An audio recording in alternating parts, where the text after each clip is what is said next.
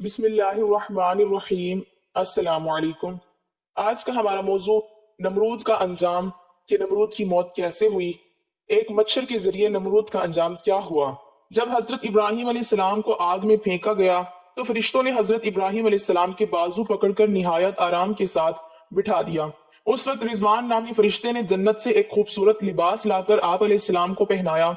हजरत इब्राहिम अलैहिस्सलाम के इर्द गिर्द रिहान, सब्जे और शगुफे का अजीबो गरीब खूबसूरत बाग बना दिया और वहां शीरी चश्मा जारी हो गया। हजरत इब्राहिम अलैहिस्सलाम पर परवरदिगार आलम का फजलो करम हो गया। हजरत इसराफील अलैहिस्सलाम हर सुबह शाम खुदा के हुक्म से लजीज किस्म का खाना जन्नत से पहुंचाते। कमाल खुशी और बेगमी का वक्त गुजरता। 7 रोज के बाद नमरूद ने समझा कि आग बुझ गई होगी। ऊंचे महल पर चढ़कर रोजाना नमरूद देखता और हजरत इब्राहिम अलैहिस्सलाम के जिंदा रहने से खौफ करता कि अगर ये अपने खुदा की मदद से जिंदा निकला तो मुझ पर और मुल्क पर आफत आन पड़ेगी। और कभी कभी अपने दिल का ये डर अपने साथियों से बयान करता।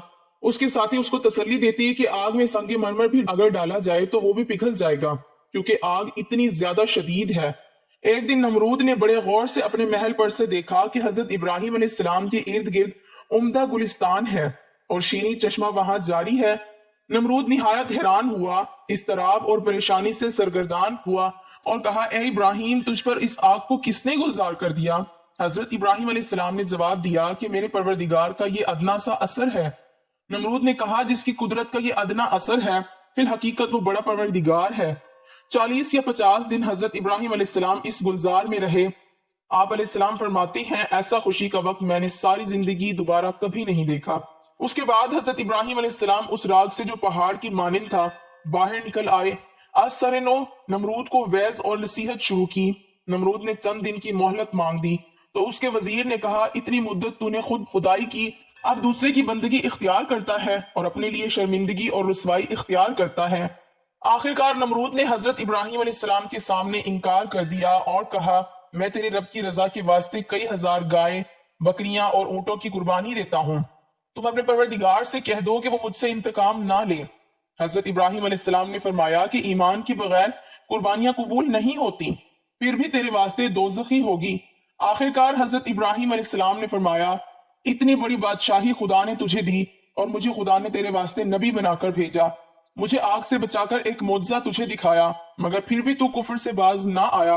ए नमरूद, जिस बादशाही और ताकत पर तुम मगरूर है, उसको खत्म करने के लिए मेरे परवरदिगार का अदना सा लश्कर ही काफी है। नमरूद ने कहा, दुनिया में मेरे अलावा कोई बादशाह नहीं और मेरी बारगाह के अलावा कोई बारगाह नहीं। नाउजुबिल्लाह। अगर आसमान की बादशाह की फौज है तो उसे कह दो कि मुझ पर अपनी फौज मुसल्लत कर दे, मेरी हशमत और लड़ाई का तमाशा करे। तब हजरत इब्राहिम अलैहिस्सलाम ने दुआ की। दुआ के बाद हजरत जिब्रील अलैहिस्सलाम आए और कहा, नमरूद से कह दो कि हमारी फौज आ रही है, तुम तैयारी कर लो। हजरत इब्राहिम अलैहिस्सलाम ने नमरूद के सामने ऐलान जंग कर दिया। नमरूद ने 3 दिन की मोहलत मांगी। उन दिनों में उसने लाखों की फौज इकट्ठी की, तरह तरह के हथियार इकट्ठे किए और मैदान में जमा हो गया। चौथे रोज हजरत इब्राहिम अलैहिस्सलाम तने तनहा नमरूद की फौज के सामने गए तो उन लोगों ने कहा, ए इब्राहिम, आसमानी फौज कहाँ है। फरमाया, ए नमरूद, आसमानी फौज पहुंच रही है। इतने में मच्छरों की फौज नमूदार हुई, जिसकी वजह से आफताब की रोशनी छिप गई, आसमान पर अंधेरा छा गया। नमरूद ने ऐलान कर दिया अपने फौजियों को कि नकारा बजाओ, लेकिन मच्छरों की आवाज लोगों के कानों में पहुंची तो लोगों के होश उड़ गए। हर छोटा बड़ा हैबत इलाही से डर गया। एक आदमी पर लाखों मच्छर लिपट गए, एकदम गोश्त पोस्ट खून वगैरह खत्म कर दिया। खाली हड्डियों के ढांचे रह गए। आदमी, जानवर, हथियार सब खत्म कर दिए। नमरूद भागकर अपने महल में अपनी औरत के पास जा बैठा, लेकिन इतने में एक लंगड़ा मच्छर आया। नमरूद ने अपनी औरत को दिखाया कि इस जानवर ने लश्कर को तबाह कर दिया है। इसी असना में वो मच्छर उसकी नाक में घुस गया और दिमाग को चाटना शुरू कर दिया। नमरूद हथौड़ों से खुद को मारता, महल गिर्द दीवारों से अपना सर पीटता। वो बादशाह जिसने खुदाई का दावा किया था, वो बादशाह जो सारी दुनिया का बादशाह था, वो बादशाह जिसने सारी दुनिया पर जुल्म ढाए थे, आज उस बादशाह का ये हाल था कि जब तक उसके सर पर जूते ना पड़ते उसको करार ना आता। जब दरबार में जाता तो हर दरबारी का ये मामूल बन गया कि अपने जूते उठाकर उसके सर को पीटता। सर को पीटने से उसको चंद लम्हों के लिए करार आ जाता, लेकिन उसके बाद मच्छर दोबारा उसके दिमाग को चाटना शुरू कर देता। ये चीखता चिल्लाता महल की दीवारों से अपना सर पीटता, हथौड़ों से अपने सर को पीटता, लेकिन करार ना आता। आखिर 40 दिनों तक उस अजाब में रहने के बाद उसकी मौत हो गई اور وہ جہنم رسید ہو گیا۔